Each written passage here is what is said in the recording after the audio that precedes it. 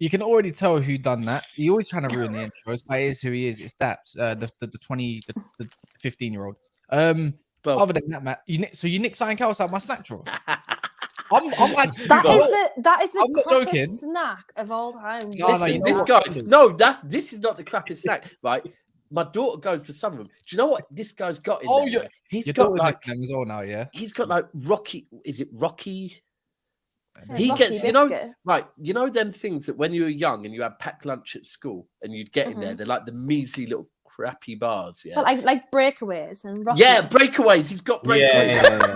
Yeah. He has, yeah. The cheese strings and that kind of stuff. Yeah, he gets nostalgia. Yeah. To be fair, I could fully eat like a pack of cheese strings or like a pack of Baby Bells. Oh man! Oh, Baby Bells. Baby Bells are actually a really low calorie as well, by the way. So Baby Bells for a little snack are quite. Don't tell us that. But do you know what? Talking of crap food though, I went out. My daughter wanted to go to the arcade earlier, so I went there. It's one of them. You buy a card, you put your money on it, then you can go and use all the things, and you get tokens, and then at the end, however many tokens you got. No, not scratch cards. That's gambling. But at the end, you build up tokens on your card. Then at the end, you can go and exchange your tokens for like sweets and stuff. Yeah, and you pay. What? So they don't even do like actual little tickets? No. They go on a card now. But like you spend £30 to get like 2 packs of Haribos or something, right? And then it's in this place in Milton Keynes where they've got Turkish Nando's, Wagamama's, Wingstop. They've got all these different, and guess what we have to have? McDonald's. Of course. I hear that. That's why it's like when you catch a flight and there's all these different cuisines, different restaurants, different foods you want to try, taste, and there's always someone on that trip that says, why don't we just go Mackie D's? And it's like, how uncultured do you have to be right now? Like, honestly, do you know what I mean? It's not even like it's 3 a.m. after a night out. It's just unacceptable, to be honest. But anyway, sorry, brother. Go on, introduce. No. By the way, Matisse, the Saturday night show always starts off with some form of like. Oh, okay. Sorry, I thought randomness. So we're all right. Sorry. And also, wagon wheels. Yeah. This is mid. No, they're nice. The jammy ones, the ones with jamming, but they need to fix up on the amount of jam they put in them because it's some measly amount of jam. Have you had the salted caramel ones? Are nice. Oh, nah. Red ones. The red ones. No, they're not red. They're orange or something. Oh, right. You're moving. Right. No. You Northerners move different. Why? Why is that not? Why is that? Be careful what you say about. Listen, be careful what you say about Geordies right now. Yeah, certain man are nearly getting cancelled for what they said about Geordies. So, you eat some weird stuff, bro, like chips and gravy. They're fine. Anyways, not chips the point. Gravy bangs, bro. By the way, Matisse, this is how we start every single show now. It's 5 minutes of just talking about whatever before you go into the football stuff. And make sure everyone likes up this video as well.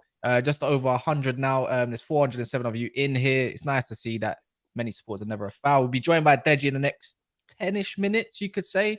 Deji's never met Matisse, so this is going to be very interesting. A lot of people are surprised that they think this is your first time on the channel, but this is Matisse's probably about 5th time on the channel, I'd say, over the course of the season. But yeah, man. Matisse was actually one of the first to come on when we started getting respectable numbers, actually. Yeah, I can't remember my debut. I can't remember when it was, but actually, no. We spoke before. Your debut, you made an unofficial debut that we don't speak on.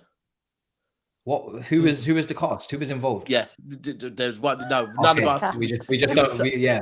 It was someone that was running the Chelsea. It's one of those prefer not to speak. Oh, right, okay. Yeah. Kendall's like, You reminded us of it when you came on for like the official first time. You go, actually, I've been on Never a Foul before, but it was with someone that you probably don't want to talk on. And I was like, yep, let's not talk on that. Yeah. You could say the name if you want to. If you want not, we don't have to. It's not really relevant. Jay. Jay, he's doing his own thing now, man. He's doing his own thing. Yeah, shit, he got in trouble. Yeah, I remember him. Yeah, a little bit, a bit, tap it. Yeah, nice. Jay was on here. He's a bit reckless with his mouth, and he's a bit reckless with underage people as well. Tiang Yang says, Matisse, why do people get shocked that you are tall? I honestly don't know. Like every single like vlog or video that I'm in where I actually get to show the full length of what I can, you know, I get shown. Daps.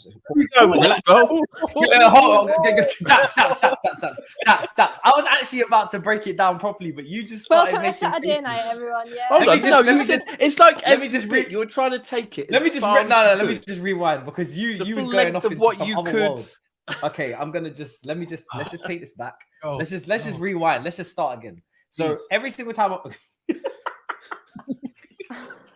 you know, with this whole what's it called, Adam 22, Lana, you know, kind of like this whole that whole topic. It's not a good time for me to be talking in that manner. So let me dial it back.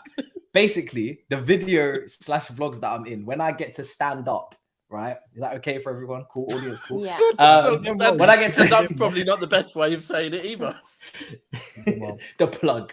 When I get to stand up, that's when people are like, "Yo, wow, this guy's really tall. This guy's way taller than I expected." Even when I see people in person, they're like, "Oh, we thought he was gonna be a lot shorter." I don't know why. Maybe because they just I don't know. I don't know what the reason is. I don't know why that is, but I don't know why that is. I'll tell you who's tall though. You know, LB Lewis, City Extra. Oh, I've never met him in person actually. So is he really tall? Really? Okay. Yeah, he's like 6'4" or something, man. 6'5" maybe. He's massive. Yeah. Anyway. Oh man. Anyways, yeah, man. If anyone's got any other questions for Matisse, make sure you get your super chats in the. Oh my god, I can't even scroll. Every time I go on this chat, I have to scroll down, click with fingers. No, but Matisse isn't short. I don't think he's definitely like 6'1". Yeah. You're 6'1". Yeah, 6'1", which is he's about 5'11" and a half. Then I'm genuinely. I mean, listen, I'm more than happy to stand up, have a standing up contest. Yeah, okay. Wait, how tall are you? How tall is Cass? How tall is Cass? 5'8". No, what? 5'8". 5'8". Now, what are you about 5'10"? Yeah, I'm 5'10". Yeah, 5'10". I could hear the saltiness. When I said I was 6'1", I could hear the saltiness. I could hear it. Do you know the funny thing is, right?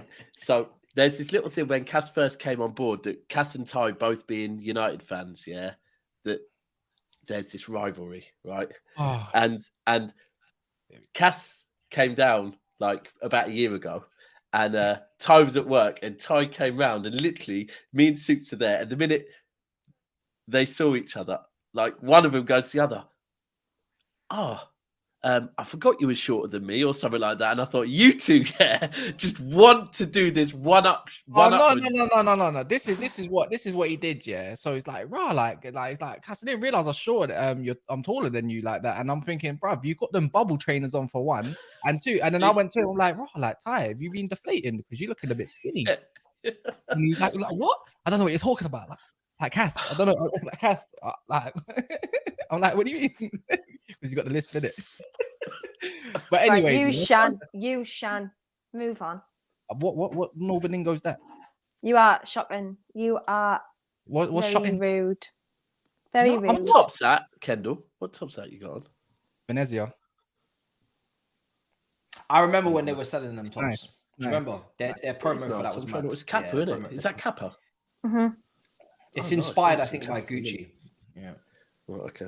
Yeah, but anyways, guys, if you're here, make sure you run up the like button. We're nearly on 200 likes, and it's not even 10 minutes. And look at you. And we haven't spoke a bit of football. Not even a bit of football. You lot are twerking for Matisse. Wow. You know that. We see how you guys are moving today. Olu, I can't lie. Olu was doing up comparisons for Declan Rice and Rodri, and then also said that he's got style like Roy Keane. And I was like, it's not the first time. Wax Online said, what can Rodri do that Declan Rice can't do? Or was it the other way around? Did I get that right? Yeah. It started. It has started already. Brilliant. I mean, by the way, we will talk on that probably tomorrow more, but obviously we'll talk about Arsenal's like title hopes in a realistic value as well. I'd like to think so. Anyways, Declan better win you Declan a better win him a Champions League. Then that's what I did see someone earlier. I can't remember who it was now, so my mistake if they're watching this. But I can't remember who it was. But someone posted a picture of Mikel Arteta and Declan Rice saying like Wenger and Arteta vibes. I was like, what? What? He's going to be the new Vieira, yeah? He's going to come in and be the new Vieira.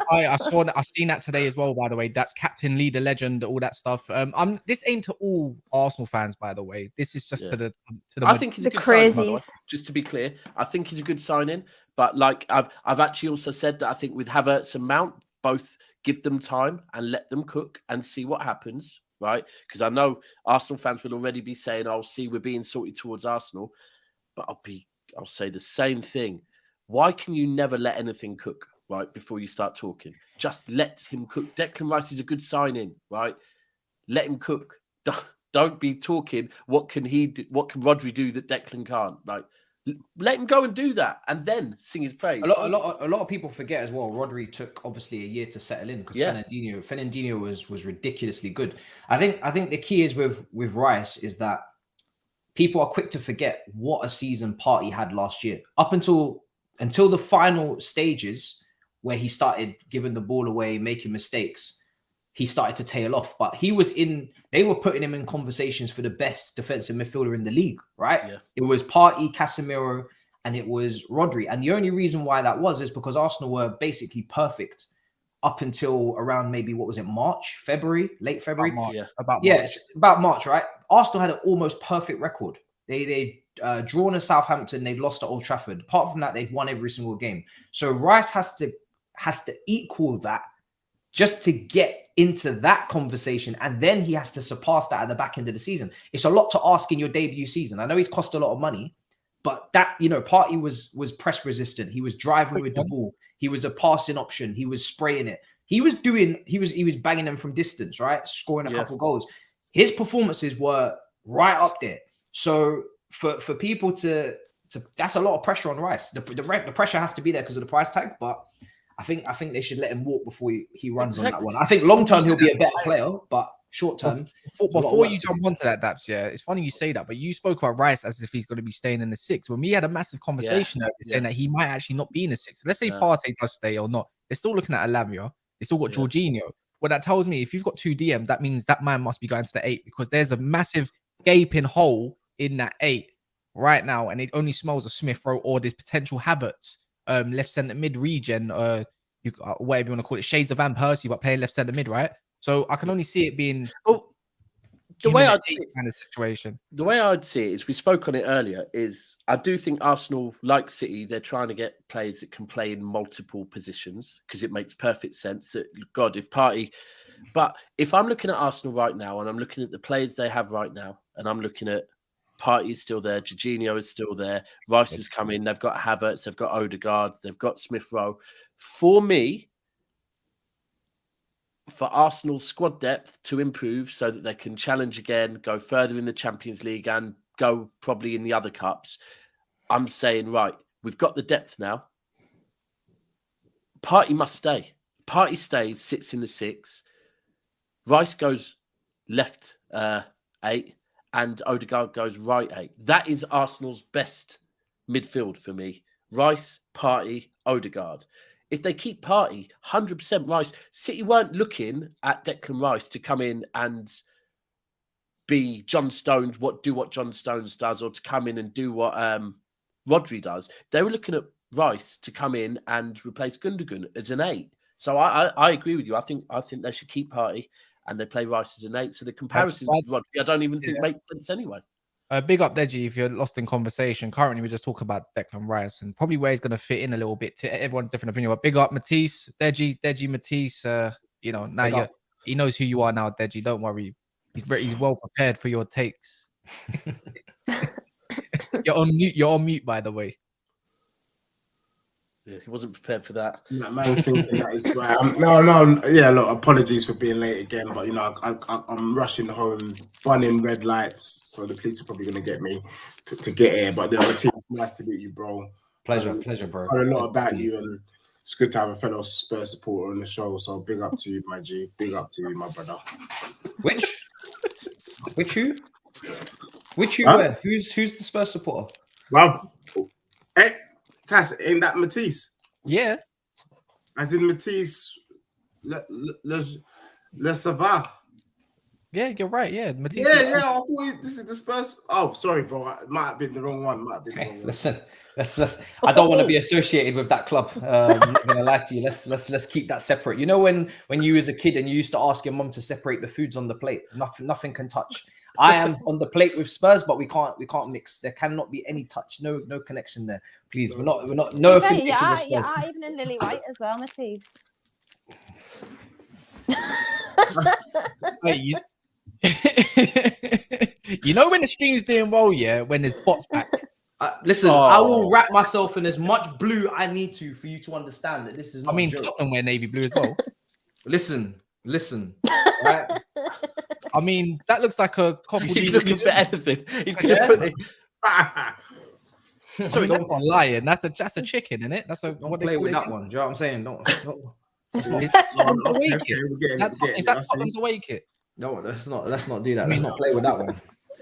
Just while we're talking on blue, I'm convinced this is a blue wagon wheel. It's a jammy one. I'm now halfway through, still not a touch of jam. Anyway, yeah, that's what. Talking of Chelsea kits, Lukaku. Yeah, no. Let's talk about it after Rice, though, man. And let me do somebody talk on Rice a bit more. I want to see what Deji has to say. Because I've just been told in the chat, right? Like, let me just do these. I got told in the chat. Apparently, they're gonna have Lavia, Declan Rice, and Jorginho all for the 6th position. Yeah. Tad Bakes is saying Rice looking like another overhyped Englishman. Unpopular opinion, I'm sure he's a good player, but people talk like he's a Gattuso regen. RTX, big up yourself. He says never a foul is better than Talksport, aka Arsenal TV. I mean, it's more like Tottenham TV, isn't it? Yeah, I said it. James McAtee is a raw combination of both David and Bernardo Silva. Wow, I've done the daps there when I started. Anthony to 1993 says Enzo's record is almost perfect. Lost nearly every game. You had me in the first half, not gonna lie. What are these links with Newcastle? And I think he's talking about Kvaratskhelia. Yeah, the links. Yeah, they can't even Harvey Barnes, let alone but when the names are dropped like that and nothing's done in the first day, then it's kind of at this point not happening. Yeah. David T says, or David, I think he's got a Nigeria flag there. To save the AFTV video, I dare Rice to have a McTominay season. Do you know what? I've been speaking with Cecil today. I said, bro, you've gone viral again. And he goes, yeah, I always seem to. And then I just said, like he doesn't know that he's gonna, like, come on, man. Like, I think I shared the video and said, go and get a t-shirt with Rice printed on, like the Christmas one. But listen, yeah. Cecil does what Cecil does, good vibes, and I will confirm nothing but good intentions neither.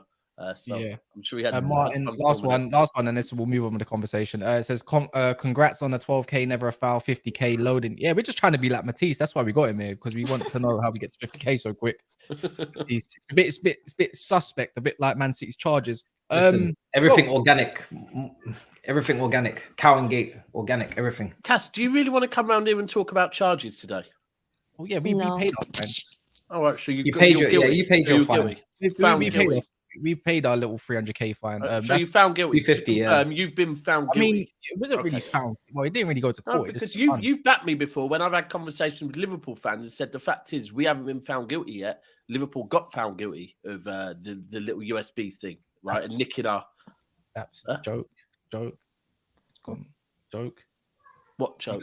You just kind of bite. You guys live together and you're still not catching each other's jokes. Also, if that's like the only charge that you get for breaking FFP, like my club's actually disgraceful, because why don't you just go and spend loads of money if you just have to pay 300 grand? Like, sort yourself out. I go get all your players now and just take the ban in the year. Just that's literally my view. Like, if that's all it is, go and spend 600 million, because their view's Harvey Barnes. That's their view. And just for Daps' comments, we need another 116 charge lights, if you don't mind, guys. But yeah, man, back to the Declan Rice. So some people think he's going to be 6. Some people think he's going to be 8. Me and Daps spoke heavily on it, so I don't think we need our opinions. What do you think, Kendall, about where do you reckon he's going to be playing? What do you think his main attributes lie as well? You tell me, because this is what I've been saying to a few, not even just Arsenal fans, but like just a few fans in general. Like a lot of people's thoughts of this time are like living on hope, like or living on like what ifs and unknowns. Like no one knows where Havertz is going to play. No one knows where Rice is going to play. They're not the only club. Don't get us wrong, but I honestly don't know what he thinks, because if Partey goes, then obviously you would think he's literally just a shoe-in for the 6, basically. But then he's been shoving out Partey and bringing right back in things at times this season, which was just, what was that even about?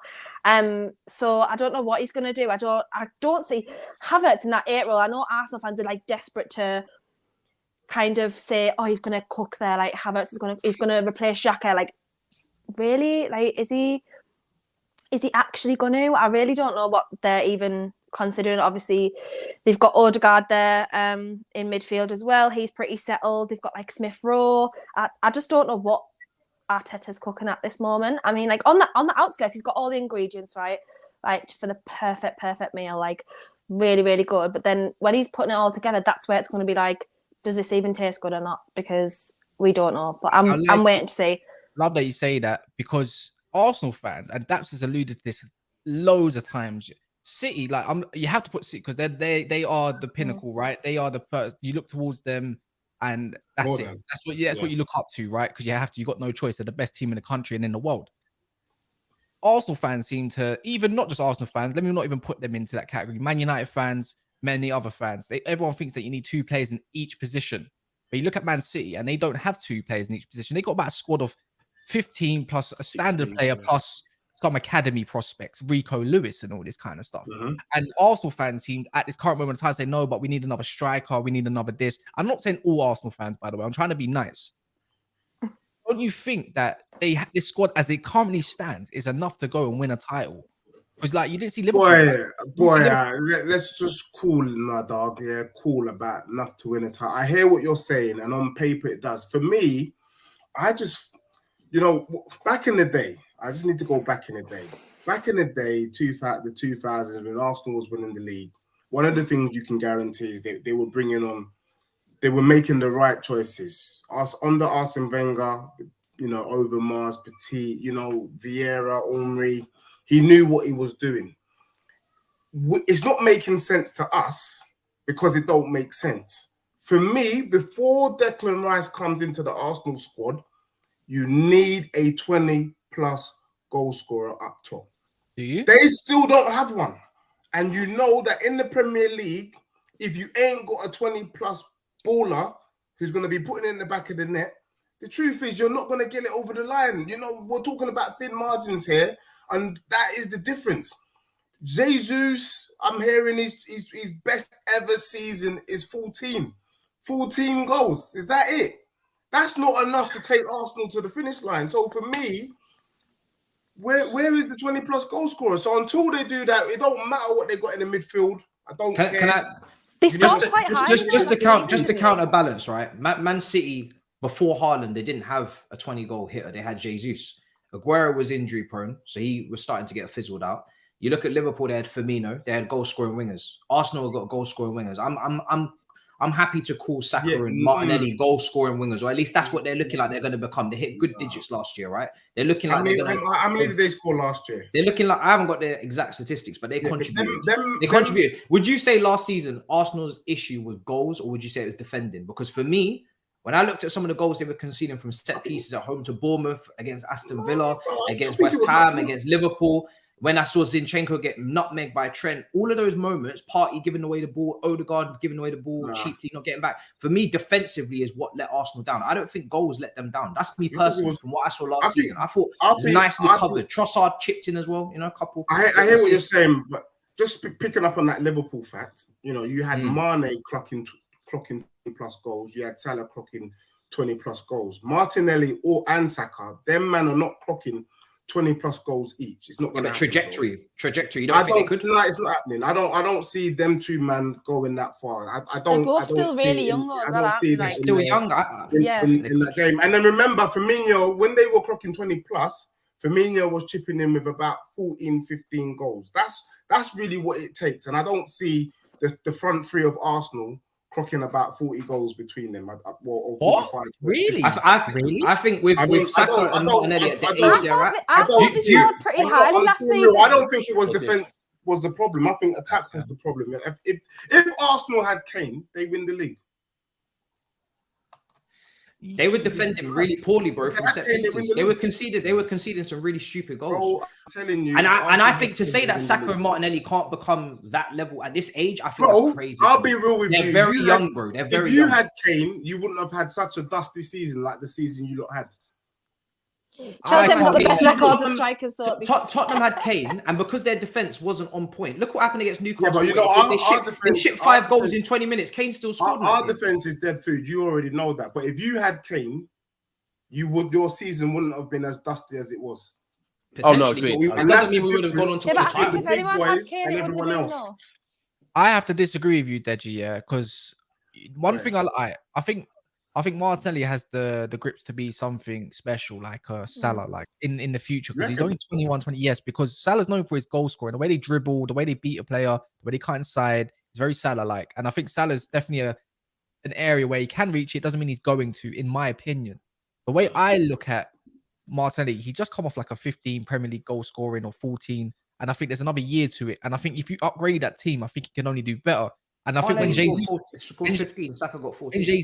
When Jesus was playing, Martinelli was just banging in goal after goal. And I think as soon as he dropped off Jesus to his injury, Saka's and Martinelli's output kind of just went down a little bit because Nketiah was the poacher. He's not going to he's not really the one to take away a centre back or two like the way Jesus does it. And I think Ødegaard might find it hard to reach 15 goals or so again.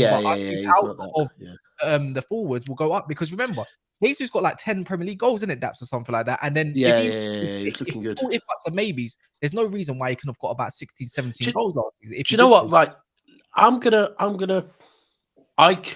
kind of disagree with Deji, but I also can agree to an extent, right?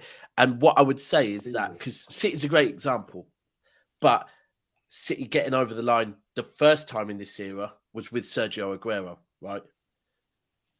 Once City had started playing the false nine, we had a squad of winners. We had a squad of experience in winning leagues, yeah? Last season, and I would go with last season, if Arsenal had an out-and-out 9, I think they might have won the league, right? Last season, yeah? Because an out-and-out 9 can be the difference. That's what I would say. So Arsenal last season, the one thing Arsenal don't have at the moment is seasoned serial winners, experience, right? Now, any team you put in an out-and-out goal-scoring machine, yes, that can get you over the line. That's an extra bonus point. But I wouldn't say Arsenal need one because I think Arsenal have now improved in other areas of the pitch at the moment. With Declan Rice, if they keep Partey, with Timber, with Havertz, that's another squad player that now I don't know if Arsenal do need it. But last season, yes, that could have been the difference. Yeah, go on, Matisse. Let me say this, right? Do Arsenal's wingers, Martinelli and Saka, get into the same positions and score the same volume of goals with an out-and-out number 9? Because a lot of the times in football, and Man United fans did the same thing with Ronaldo, you say, oh, he scores 20, 25 goals, add that into the team's immediately going to get an extra 20, 25 goals, so we're going to win the league. That's not how it works. As soon as you add a straight number 9 in there, those wingers become creators because now you're feeding into the 9. That's your primary job. City's a great example. You look at Manchester City, right? Haaland comes into the team. Grealish is now focused on creating chances for him, but Grealish was never a goal-scoring winger anyway. So you're playing to Grealish's strengths, you're playing to Haaland's strengths, and you can see it with the rest of the team as well. Yeah. But when you was playing with Jesus, suddenly you was going with Sterling getting the goals, and that's why Sterling was profiting because this guy was getting in the back post, getting into dangerous areas. Yeah. But the key for me here is that you have to weigh it up. Is Martinelli and Saka the volume of goals they could get? Is that worth kind of leaning towards, or getting the 9 and saying, actually, no, you guys need to facilitate a bit more? Because not everybody can run into the same zones, or people start getting in each other's way. That's I think the reason why Martinelli was getting so many goals, and you saw it when Nketiah came into the team. When Nketiah came into the team, Martinelli dropped off a bit because it wasn't the same chemistry, the same link up. Jesus was dropping in, leaving space for Martinelli, and that's how he was getting a lot of his goals, because Jesus is a brilliant facilitator. He drops deep, he links up play, and he's brilliant at kind of linking it all together. If you bring in a 9 who's maybe not as good at that, but he's in the box, Saka and Martinelli's job is different now. Suddenly now they've got to actually create chances in a different manner. They're not going to be making those runs. So I don't know. For me, I think it's too easy. That Rashford's a great example. Ronaldo was only there 1 year. Rashford's worst goal scoring year on record. So for me, it's too easy to just say add a striker and you're going to get more goals. I think it's more to it than that for me. I think that's why Arteta potentially has avoided getting the striker. Well, you can look at City this season. Ultimately, we had to change the way we play with Haaland, right? You have to. Everything changes when you bring in. Look, I told Arsenal fans this last summer when they were saying, "Do I think Jesus can be a 20+ goals a season?" And I said, "Let me tell you this, because I can't answer that question, because unfortunately at City, he'd never really. The only actual specimen we had with him as an out-and-out striker, really and truly, was when he first arrived at City in his first 4 or 5 months, where he scored a lot of goals. But then after that, he was being pushed out wide and he was accommodating for Aguero.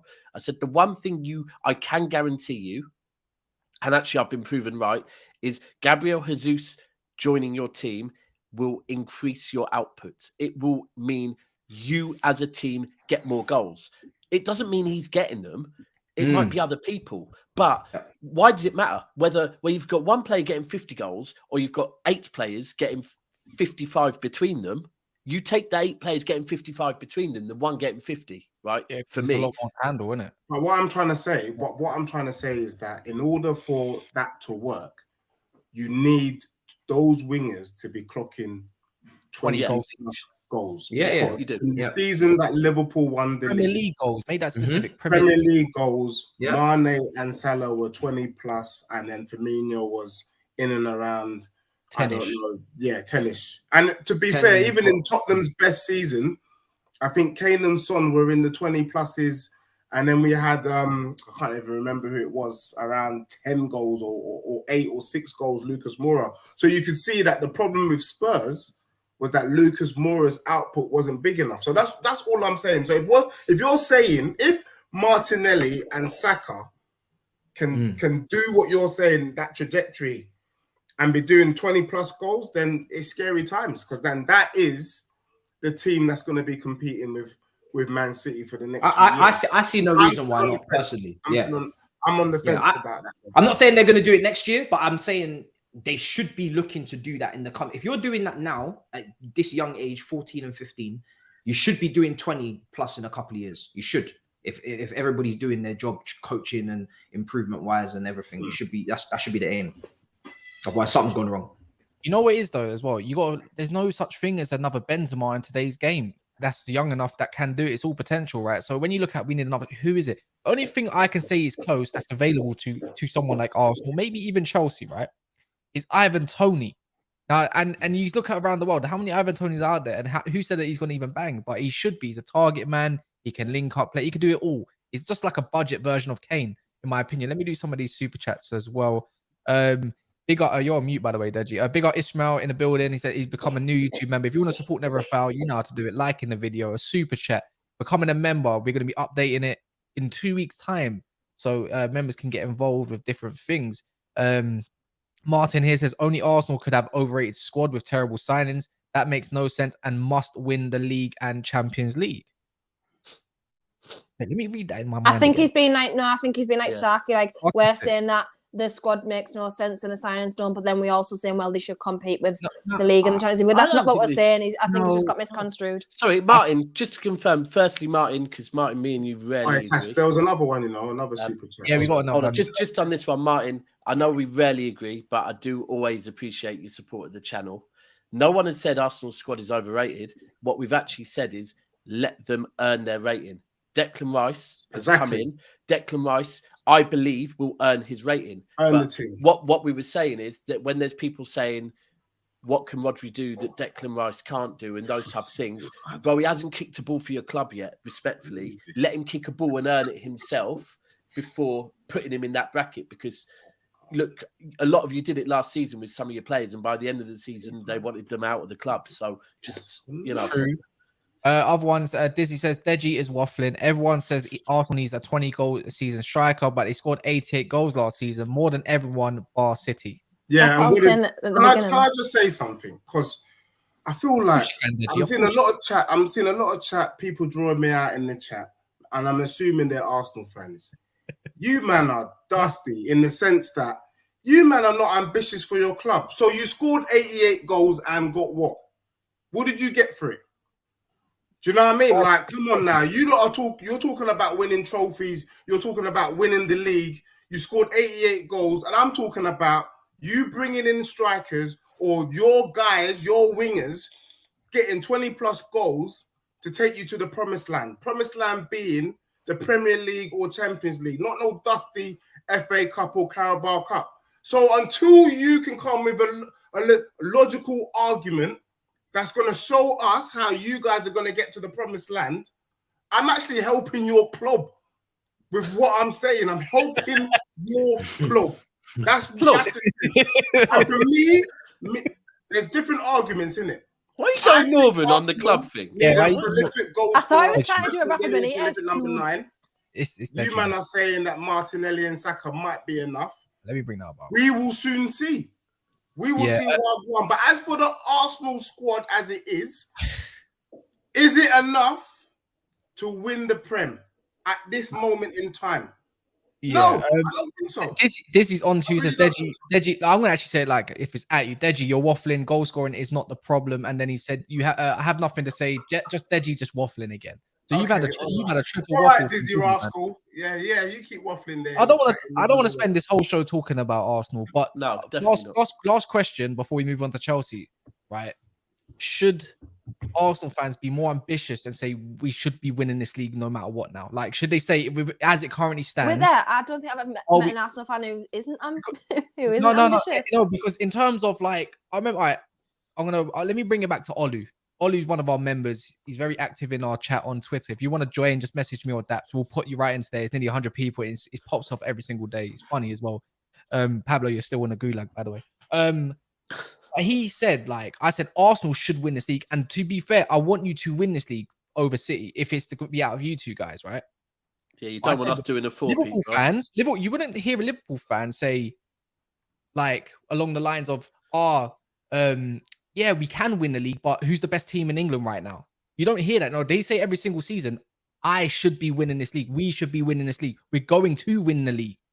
Why can't Arsenal fans say that? You just spent how much bucks on how many people? You should be more ambitious and be more into yourself to say, yeah, we're going to win this league this season. That's all I'm trying to say. Get the difference slightly, or am I not making no sense? I think for me, and I think we spoke about it a little bit backstage, but for me, Arsenal have to just consider themselves title challengers. Like, it can't be for me, right? If I'm logical about this now, Man City are the favourites. Man City are the favourites by default just because they're Man City. It doesn't matter what they're doing in the transfer window. It's Pep Guardiola. If he brings in Pavard for Walker, from an ability standpoint, that's a downgrade. But from a Pep standpoint, it doesn't matter because he'll coach the crap out of him and bring him up to the level. He did the same with Akanji. No one was hyping up Akanji. He brings in Akanji. Akanji does a job. And he's always thinking of something new. Do you know what I mean? He's always thinking of a different system, a different plan. So you just don't know with Pep. He's of a level where he is the guy. And for me, by the time his career ends, if it's not already, he will go down as the GOAT manager. For me, that's just from a purely manage, because he manages players and there's nobody coaching and training players like him. He's got both. I think Ferguson was a great manager, but I wouldn't say on a coaching level in terms of tactics and in terms of system, he ain't touching Pep. So Pep will go down as the GOAT. So for me, I can't sit here and be like, if Arsenal do not win this, then, sack him and it's finished. But they have to challenge. You have to go the distance, even further than last year. You should be aiming to get to the last week. Push. And if you don't do it on the last day or the last week, or do you know what? Then you go again. And you just have to, the thing is with Man City, let's be honest, they're going to win the majority of the Premier Leagues while Pep's here. They're going to take 2 from 3, 3 from 4. You just have to take 1. It's sad, but this is a farmers league now. When it comes to City, no one's competing with them because they've got the best manager and they're making the best. They're making the best decisions from a recruitment standpoint, and they got the money, so they got everything. Yeah. I went up there. The Steve was showing me around the complex. It's long. Yeah. It's long for us. Yeah. And the other thing is that it's long. They got a whole bridge, bro. They got a bridge going from the fucking under 23s all the way to. They got a guy in that fancy robe saying, who was that guy? It's like Yeah, what's his name? Yeah, I know him. Chin up and all that kind of stuff. I don't know what his name is. But the thing is, there's another thing we've got now, and this season Arsenal felt it, Liverpool have felt it, and now Arsenal have felt it. And United used to be the best at it. I always speak about this. When I was young, teams got off of the coach at Old Trafford 1-0 down. Before they'd even put their training top on and gone out and warmed up, teams were 1-0 down. The psychological advantage. The problem is now that, and Sava spoke on it really, really well, that you can be 8, 9, I honestly believe 10 points clear in February, March, right? And you should clearly have the advantage. 100% you're 8, 9, 10 points clear. But, have you ever walked, like, say you're walking along and in your head, you think, oh, I don't want to trip over, and you'll trip over, right? Because psychologically, you've just thought about it. You've just thought, and this is the thing now with Manchester City, because of the fact that we've chased down so many teams now, there is no doubt in our head, even being 8, 9 points behind, that we're like, oh, no, we can still win this, right? But then the other side is that if you're the team that's 8, 9 points ahead, you're thinking, oh, God, we've seen this before. We've seen this a lot of times before. And it's a psychological thing. So Arsenal fans... These are some small things you can do to appear more confident. Okay? Just remember that, yeah? You've got to build up this confidence. You've got to build up this self-belief within yourselves. Like Cass said, you've got to believe that you can do it now. Because if you lot do not go into it believing, and I don't mean telling people you're going to do it, you lot need to start believing. Declan Rice is a good signing. He could be the difference if used correctly. But believe in it. And listen, we don't know what next season's going to bring, because City we are having some changes, and we can't win every league. We can't win every league, but people have to believe in themselves a bit. Yeah. And now let's move on to Well, let's move on to more of Dizzy, because I'm loving this. Dizzy says Deji giving advice is like me giving Jay-Z advice. He's on to Deji, man. It's funny. And then Arsenal till I die says striker talk is lazy analysis. It's not as simple as just putting one into the team. System would have to change drastically. Jesus is essential. So there's a back of Jesus. Big up yourself. And then John Anderson's Matisse. No more gummies? What do you mean by gummies? Can I respond to Daps as well, actually, just quickly before we move on? You see, over a 5-year period, for me, if you keep spending like this and you have this quality, you have to win one. You can't let City win all of them. But agree. So I agree with your point. Yeah. If we're talking about judging it over a period, 4 or 5 year period, you have to pick up one. If you don't, that's a failure. But I think from the start of the season, everybody on 0 points, I'm always expecting City to win. Everybody's going to predict I would City agree to win. as well. Yeah, I agree. But things change during the season, and there's always context. If Arsenal get into a 10, 15 point lead, you don't pick up that shit, you're failure if you don't pick up that shit. Arsenal are also not the underdogs anymore. They've literally got one of the only second teams in history to have over £1 billion worth of a squad. So let's not do that underdog situation. They just have, look, for me, Arsenal, and this is where we can talk of what they need, whether they need a striker, whether they need this, that. For me, I've spoke on it. I think the best signing Arsenal could have made this summer. I don't think they ever could have, but there was rumours early doors, was Gundogan, right? Because in Gundogan, you've got a leader, you've got a calm player, and you've got experience of getting it over the line, right? The only thing I actually think this Arsenal team are missing now is league winning experience. Yes, they have Jorginho. He's won a Champions League. Yes, they have, now they have Declan Rice. They need a calm leader that believes, yeah? Now, I said Gundogan would be the perfect one. After that, I'm like, I don't know who there is. I do think there's something special about Declan Rice. I honestly believe that, and think Declan Rice has gone there as a captain of West Ham. He ain't gone Arsenal to not become captain, by the way. He's gone Arsenal to become captain. That man has chose Arsenal because he wants to go Arsenal and he wants to take them back to the promised land. So, look, I think Arsenal have a good chance. The only thing they miss is the psychological thing. They need to get over it themselves. Because if they win one, I think if they win one, they might go on and win more as well, by the way. Because I think Arsenal are back for good now. They're not. This is my last point on Arsenal tonight, you get me, and until the next show. But for me, the psychological thing that Daps talked about is a big thing, because I still don't understand why Arsenal didn't do the right transfers in the January transfer window. They had the opportunity to go Nando's and they went Dixie Fried Chicken. Because if they just bought who they needed to buy in Jan, maybe we would have been having a different conversation. And for me, when you make moves like that, there's something there psychologically that makes me think that Arsenal, I'm not so sure. But I hear what everyone's saying. Yeah, man. I smash a like for that monologue from Daps and Deji. By the way, guys, there's over 1,150 people in here. I'm gonna tutorial you guys quickly. In here is, I think I can do it here. Look, you can see where the live chat is. All you got to do is close it, right? And the like button is that you can see my one is right there. It's lit. It's Cassie screensavers come on. It don't matter. Smash that like button, people, man. Make sure you do that if you don't mind for us. If you believe in Arsenal as much as Daps believes in Arsenal, then you know this is going to be a good video. And also subscribe to Matisse in the title, in the description. It's all there. Make sure you do so. He's on the road to 60k, I think. We're on the road to 15k. So if you haven't subscribed, it'd be sick if you lot can. We'll notify for the next video. Do you know Matisse is actually on the road to 100k? Okay, 100k. Sorry, forgot with big boys and got a big boy in the house. I take it. I take it one step at a time. Surprised at what he can do with what he can do with that height.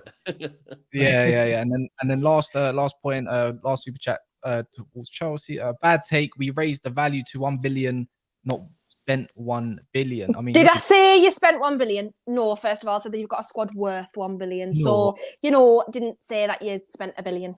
But so okay. She said no. So and exactly. Anyways. Crack on.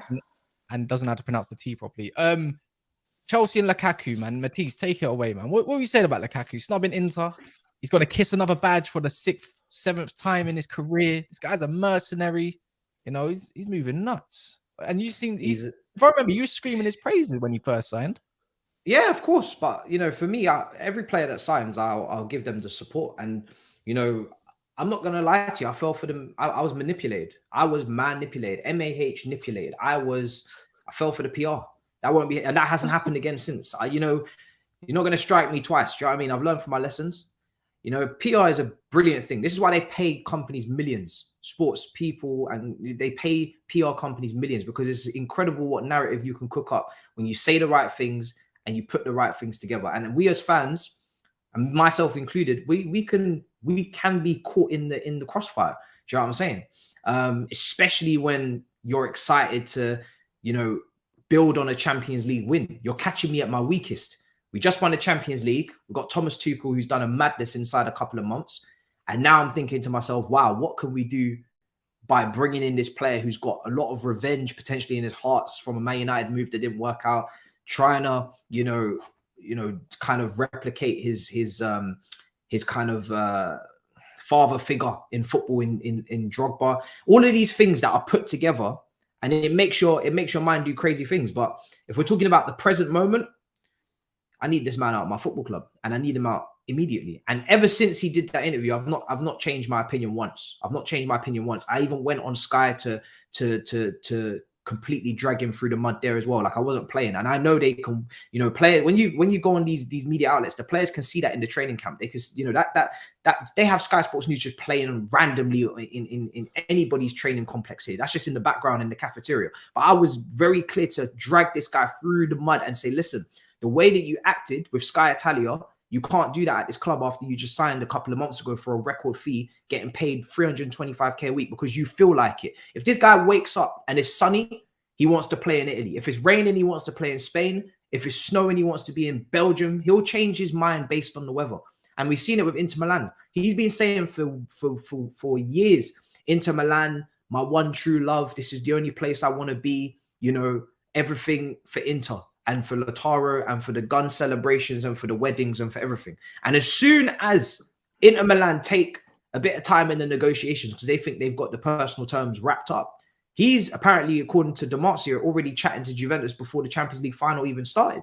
So listen, Inter Milan, I don't really care. They can hold that because, they basically scammed us in the couple of years. We've lost out on so much money through this deal. But in terms of Lukaku, this just goes to show why you can't build a system and you can't build a long-term vision around a player who changes their mind like the weather. You can't build with that because 1 minute he's happy, 1 minute he's not. There was Chelsea fans trying to convince me that Lukaku was completely justified in what he did because we didn't play to his strengths and we didn't play the system that suited him.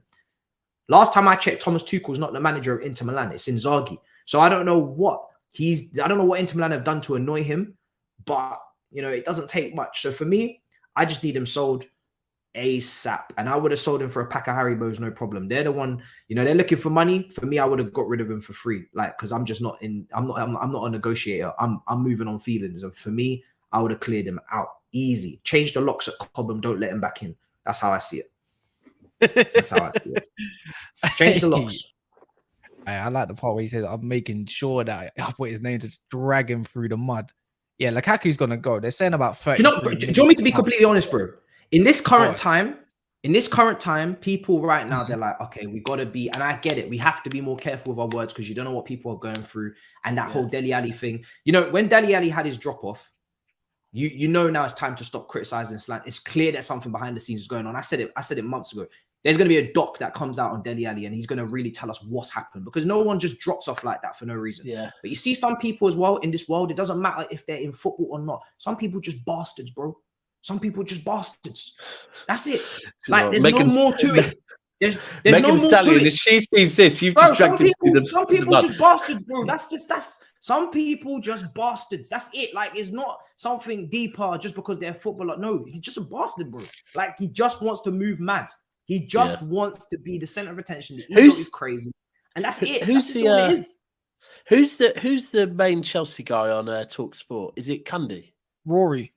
No, not Rory. Not Rory. Is it Jason Cundy? Jason Cundy, I think his name is. He was actually speaking on Lukaku earlier, and he was saying something very similar to Matisse. That, like, he said, "Do you know what? For the player," he said, he is like perfect. You know what? He's a mercenary, and he's literally like, I'll play for anyone. I'll play for whoever the hell I want. I've got no loyalty. So as a person, and then they said, but what about as a Chelsea fan? I said, as a Chelsea fan, I don't want him anywhere near my club, because that's the last thing you want, is someone that you can't build around, you can't do nothing around, because if he's having a bad day, he's going to throw everyone else under the bus just to get his own way. And so he said the same thing. He's just got like fat main character syndrome. This is a problem. He does. He does fat main character syndrome. The whole like Ronaldo thing when he was all, patting him on the back, whatever. Like, it's just I am him. He thinks. Yeah. He just thinks he's like unbelievable crap. When he says I am Phil. You know what I'm saying? It's just whatever. Like, do you think there's any way he could go back to Chelsea? No. After what he done, remember the interview mid-season? Oh, I know, but he's always the thing that bothers me. He's just constantly looking for a way to be a centre of attention, and actually does me head in. Like, when he's not like the. Do you know what? I genuinely didn't have a problem with the guy, but from the outside looking in, like, I can see why Chelsea fans can't stand him, because he's just constantly looking for like drama and looking to be like a soundbite, or looking to be like, oh, let's talk about Lukaku all the time, because his ability's not showing it, so he's doing it in other ways to get attention. Like, that's what's bothering me. Like, a lot of people just be quiet and just do what they need to do on the pitch, and he just doesn't. So he goes and finds elsewhere things to do. Done the same thing. He just done the same thing. It's just it's even to the point Pogba even fell out with him. Like, that's supposed to be one of your guys that was meant to get you into the club. But what could we say, Deji? Could we say Lukaku is probably the most disliked footballer in world football? I don't mind him. You know what? It's a weird one, because Everton fans don't like him. West Ham fans don't like him. Chelsea fans. I think it's Michael Owen. I'll be honest, and Lukaku probably won't forgive me for saying this. I'm slightly disappointed in Lukaku, because I had high hopes for him. When he first came onto the scene, I said, yeah, this guy could legitimately be the replacement for Drogba. I know he went and he had that kind of spell at West Brom. And then he had an opportunity for me to really just kick on after Inter Milan. And he just didn't really quite live up to expectation. And maybe Lukaku wasn't that guy. Because parts of me, there were times where people were rating Lukaku better than Kane. And I was like, I don't know, you're getting a little bit too happy with yourself. So for me, I think this is who he really is. I think this was his ability all along.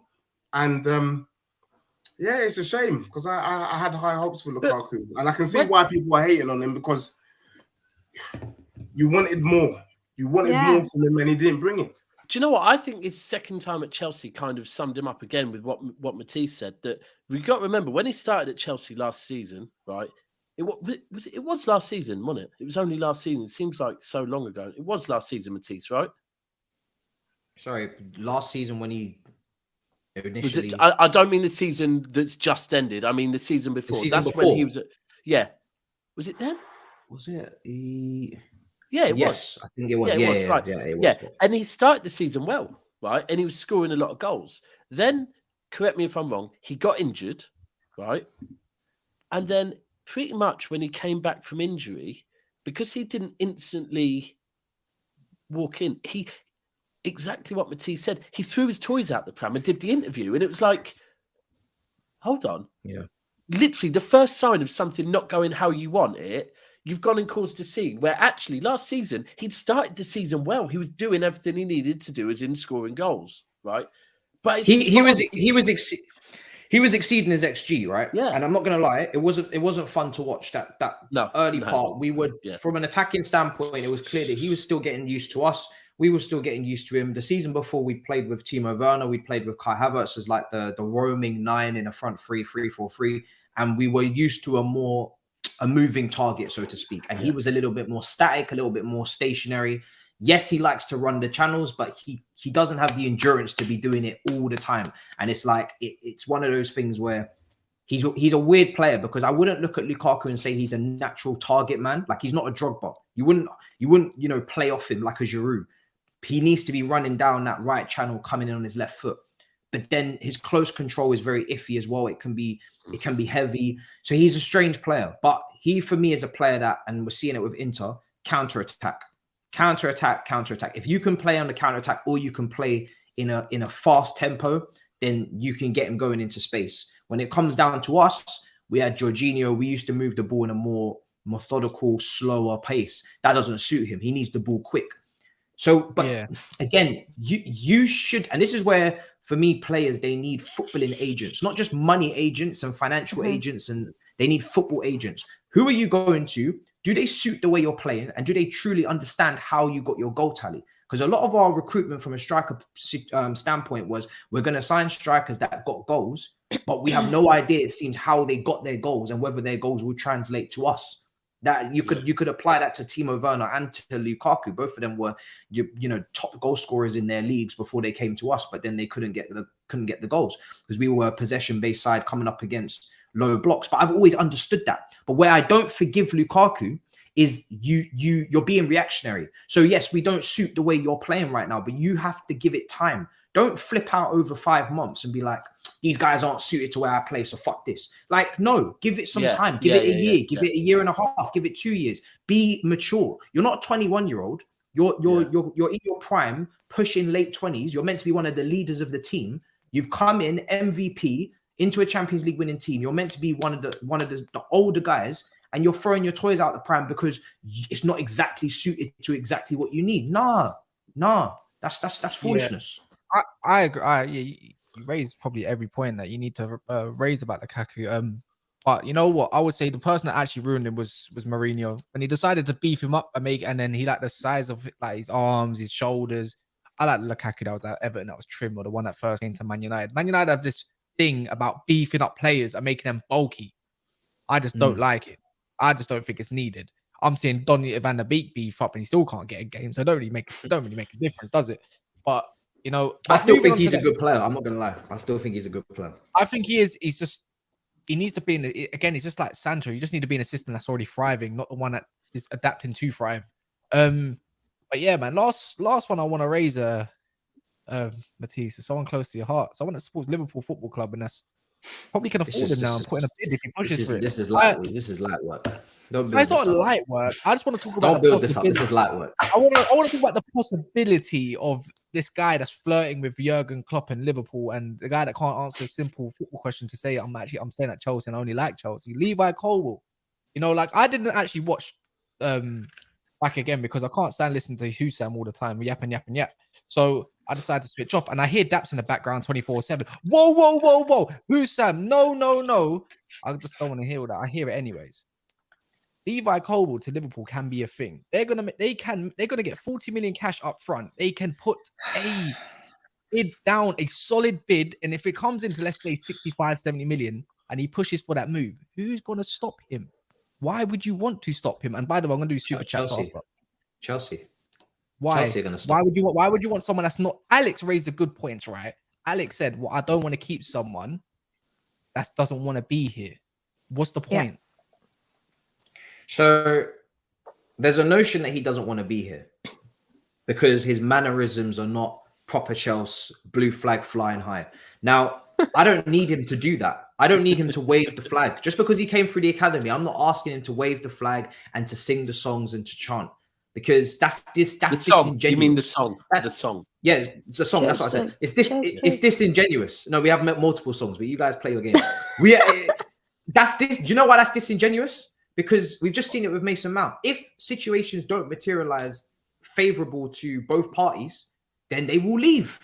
And funnily enough, Reece James could have gone to Crystal Palace if it wasn't for Frank Lampard stepping in and saying, actually, you are part of my plans, when Mourinho was going to sell him for 25 million after the loan at Wigan. And Nigel James is already quoted on saying that multiple times. But because Reece James actually got his chance, now everybody says proper Chelsea would never have left us. Bullshit. He would have left if the Chelsea did not give him a clear path. Levi Colwill has said, I know I'm good. You know I'm good. But you were interested in Nathan Ake, Vardiol, Koulibaly signed, Fofana signed last season. You were interested in De Ligt. You were interested in 6-7 centre-backs when I just come back from Huddersfield. And instead of telling me that you have a plan for me and you're looking to bring me in, you basically said, nah, we'll see what happens. I'm more interested in signing proven guys that are known at the top level. So if you don't trust me to fulfill my potential and trajectory, why do I trust you to implement and put me in the team? It's a two-way streak. Now, what is quoted is that he wants to speak to Poch. Everybody is running and waxing lyrical about Liverpool and Brighton. He's contracted until 2026. He's not going anywhere unless we sanction the sale. He's not running out of contract next summer. We're not in a position where we have to sell. But if Pochettino, who by the way is the perfect manager to have this conversation with him, who trusts youth, who develops young players and prefers to use young players most time, he already is going to most likely, in my opinion, want Levi Colwill to stay. Badiashile was injured for 4 months. So they'll have that meeting when he finishes his holiday from the under-21s of England, and this will all be squashed. The talk of Liverpool, because he supports Liverpool, is very, it's kind of sad, because let's be honest now, footballers are prepared to play for clubs that they don't support. Look at Declan Rice. He just did all the Arsenal promo today. He supports Chelsea. And I can keep going through players' names. So there is no movement on this Colwill situation, because we're not going to sell him for anything close to what Liverpool are willing to pay. And they're not going to come close to what we're willing to, we've already said he's not for sale. Unequivocally not for sale. So for us to sell him, you will have to roll up with minimum 80 million, minimum, for us to even start even thinking about it. And they're not going to do that. So listen, and this is not a story. Do you know what this is a story? This is a story for people that overanalyze social media in small clips. And as content creators, we should know this better than anyone. This is why I don't follow the players on socials too much and say, if they're doing something that doesn't relate to the team or doesn't affect the team, I don't give a damn.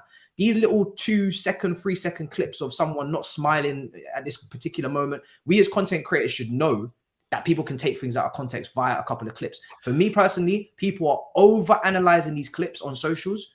They want him to say, oh, I love Chelsea. He's not going to do that because he hasn't had the conversation yet.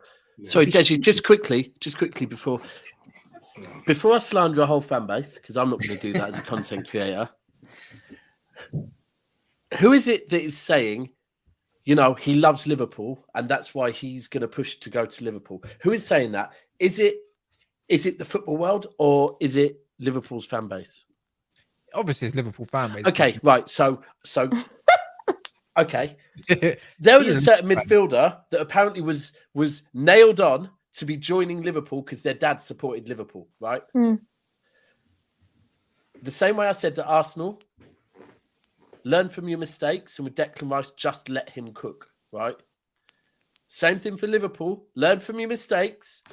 Just because you think a player's allegiances sit with your club through themselves, their dad, their dog, their dog's cat's friend, whatever, it doesn't always mean anything. Because like Matisse said, these footballers now, it's their career. It is their career. You do get some absolute gems that will stay with the club that they've come through their academy and they love.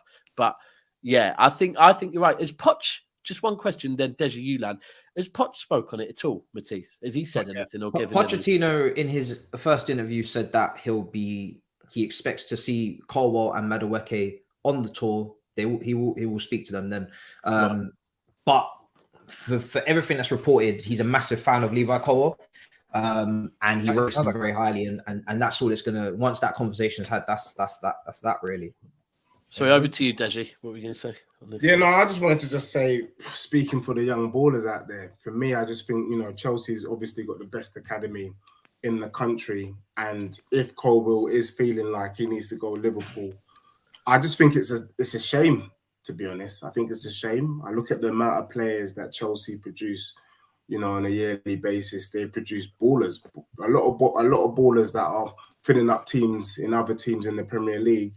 And I'm asking you, Matisse, what's it going to take for the young bucks? You brought in Amari Hutchinson, he can't get a sniff.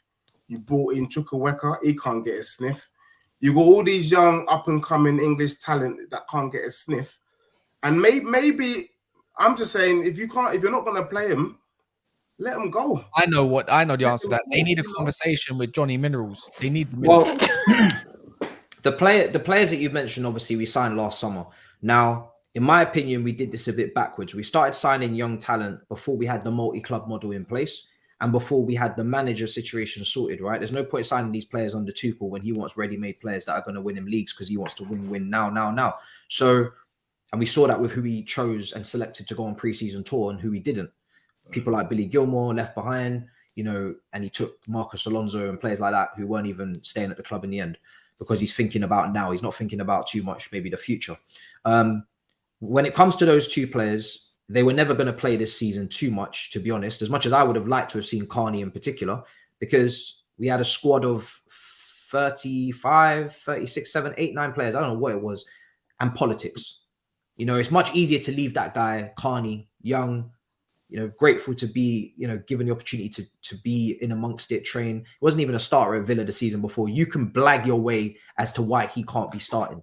You can't blag your way as much as to why internationals who have performed at World Cups, etc., can't start. Ziyech come off a great World Cup. He can't barely get in the starting 11 from Morocco. So it comes down to politics. It comes down to conversations. It comes down to influence. And if you're managing a team of people and you know that 25 to 30-year-olds have got a lot of influence over the dressing room, you're going to most likely, if you're not a Pep, if you're not someone who's running shit, you're just a Potter and a Lampard who can come and go and can get sacked and booed, you're gonna move more towards the people that make your life a bit easier. Unfortunately, now we've now got a manager that does use young players. I do believe stockpiling is a thing. I think we have stockpiled in certain positions. If we do loan them out and they do develop, even then there's still so many. There's only so many can make it, right? And I do believe if you have two young players competing in the same position, unless one of them's injury prone, that's not going to last. The best balances we see are Jesus' and Aguero's. You look at Giroud and Tammy Abraham, Reece James and Azpilicueta. There's loads of examples out there, but those are just a few. So for me personally, I agree with you. I think we need to chill a little bit. We need to calm the hell down because I don't want to see all these careers ruined. I don't. I want to see clear plans and pathways because at the end of the day, people forget this step. Brighton, they integrate. They don't just buy them and then it's, they got them, they integrate them. If you can't integrate them, then you're not going to see the talent you purchased. You're not going to go anywhere. Now you might make a bit of profit and that's great for the books, but it's not nice to see careers go into waste. I'm not going to lie. I don't like to see it. So for me personally, yeah, I think we need to chill a little bit. We have Pochettino who's come in, so it's the perfect manager for the situation. But yeah, in regards to some of those players, some of the players we've signed, they won't make it. Do you know what I mean? They won't make it, and that's the harsh reality. But hopefully, from now going forth, we'll see some of them. We'll see some of them. Yeah, let me do some of these super chats. Jerome Pierre says 100% 2 January windows. Arsenal failed to pull off the transfers to successfully complete the season properly. So he's admitting defeat right there. Ton is saying, you said we're no longer underdogs because our squad's worth 1 billion. That's a poor take. I think this is aimed at Kendall. Squad value and amount spent are two complete different things. Kendall? That's what I said. That's what I said, and that's what I'm sticking with, Hun. Football is a humbler. AFC fans are moving mad. No one knows what's in store this season.